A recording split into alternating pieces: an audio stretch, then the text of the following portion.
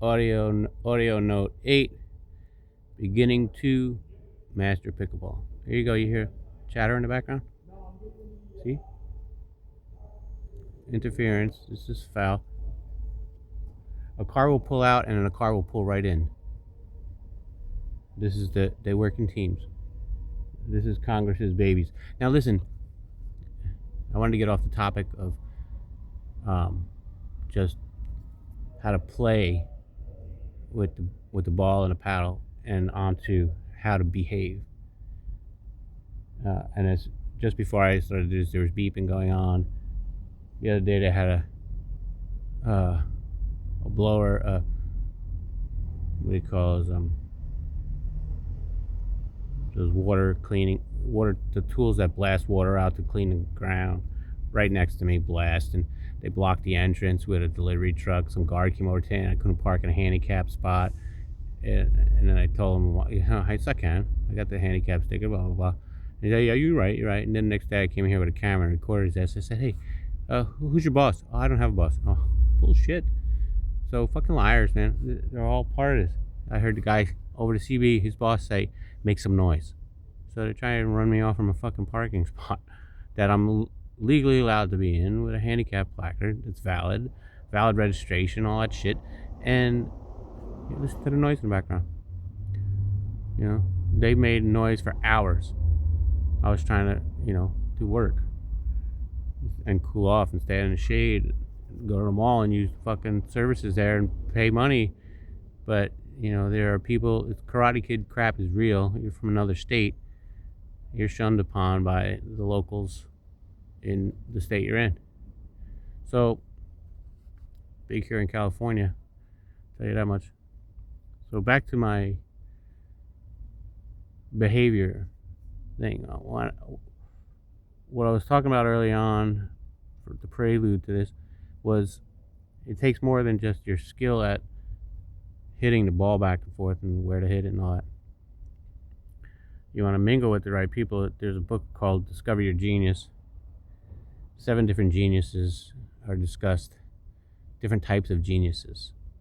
Not each person had a different genius than the other. Like Queen Elizabeth's genius was she had information coming from so many different sources that she could root out the plots against her and behead them. That's how she stayed queen for so long. There's other intelligences, like some people be scientifically gifted, like Einstein and things like that. But I never forgot that one was Christopher Columbus. It was an audio book. It talked about how he learned to speak the language, how to say things in the terminology that's suitable to, or not unusual to, the people that you're going to be playing with, possibly. So, for instance, if everybody says, oh, I got to go take a shit, okay, it's fine to say that. You're probably in a dive bar.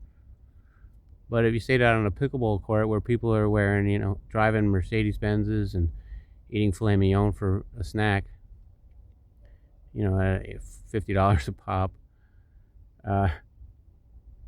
saying that kind of stuff makes you not fit in. Doesn't mean that you're not appropriate or you're not suited to play and better than him. They just kind of shun that. They're used to not hearing a truck driver talk about how he's gonna beat your ass for being a spoiled little shit, or how he's got to take a shit so bad that if he doesn't, it's gonna be all over the fucking floor.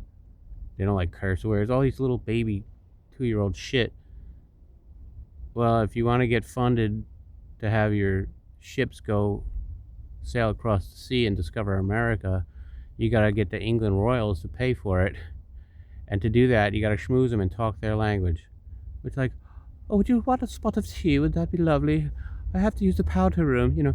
That type of crap, because otherwise it takes longer. And I'm not really one for kissing people's ass. I drove a truck for 10 years.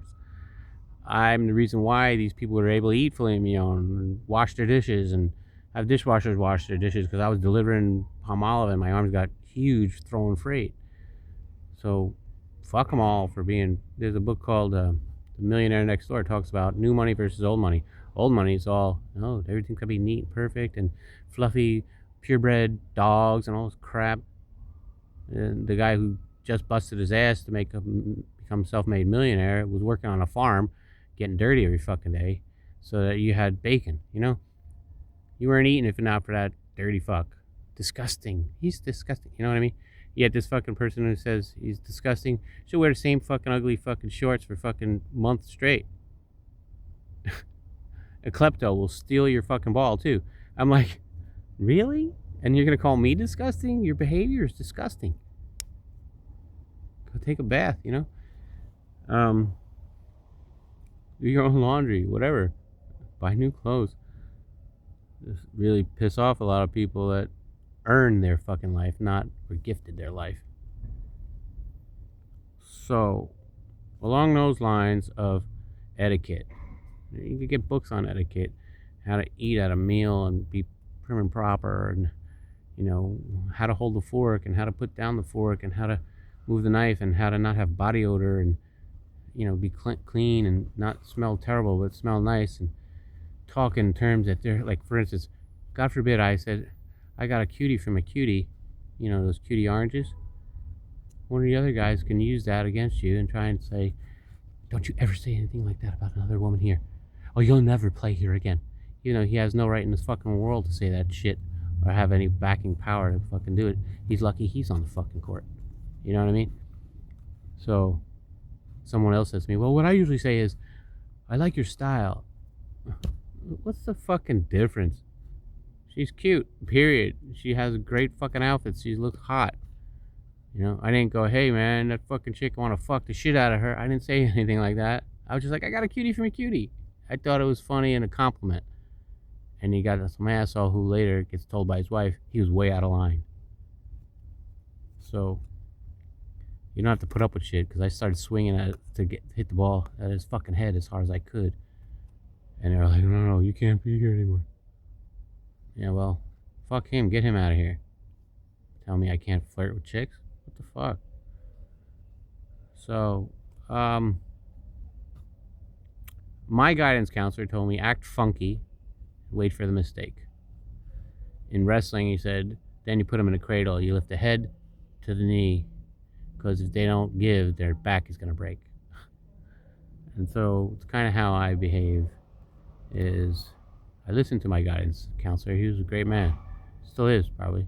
He was in his 80s when I last met him and had several children. They had good lives, and he was a principal of a school. So that dude was the toughest man I ever met. He kicked my ass in the hallway one day when I tried to wrestle with him. Just wiped me out in seconds flat. Like, this man is strong. He's a ref for the toughest neighborhoods in New Jersey in wrestling. He was a coach for one of the toughest schools, and he's got great children. And listen to the racket behind me. Yeah. With the hoity fucking dogs and shit. And I'm not a pure breed. I'm a mutt. And I adopted a mutt. I was told by the adoption agency that a mutt is the better choice because they don't have that inbred crap. Makes them fucking nutty. And so I'm Irish, Russian, German, Italian, and English, which is Ergy for short. And I'm proud of who I am, who my parents taught me to be, and my guidance counselors taught me to be, and my coaches taught me to be. And I am giving back. Hopefully it puts me in a position where I can have the luxuries that I earned and not have my life stolen from me. I've had insurance company be crooked and steal half my income.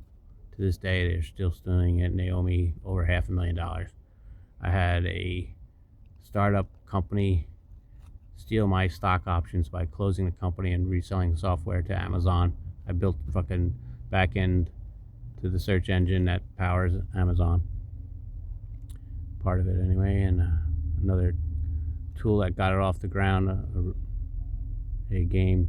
It was a scratch-off, kind of a scratch-off game. If you had 10 clicks, you got entered into a prize to win a store runner at Forerunner. Guy's name was Dale somebody. He was a crooked attorney, had his wife on a payroll, and she was in there. Got $100 million funding from CBS and burned through that shit. Built a template engine so that they could use it for other companies, and it's being used by other companies. And my shares were 10,000 stock options for 10 cents each, and the stock is now selling for $223 a share. So I should have $2 million in the bank if I exercise my options right now. And I had a screenplay I wrote, stolen by Hollywood, submitted to a contest. I read a book called The Devil's Guide to Hollywood by Joe Esterhaus. Talked about how Hollywood writers were getting ripped off, independent writers were getting ripped off. So I said I'm going to catch them.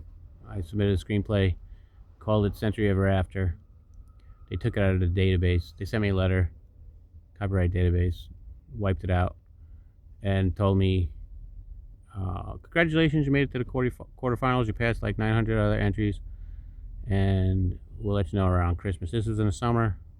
2 weeks later, a movie came out identical to it. They left out like one thing that would have made it much better. They just slapped this thing together and made $100 million, and I didn't get a dime. So, Warner Brothers, we sued them, and they didn't show up in court. They tried to change it to another court without proper notice. So, guilty.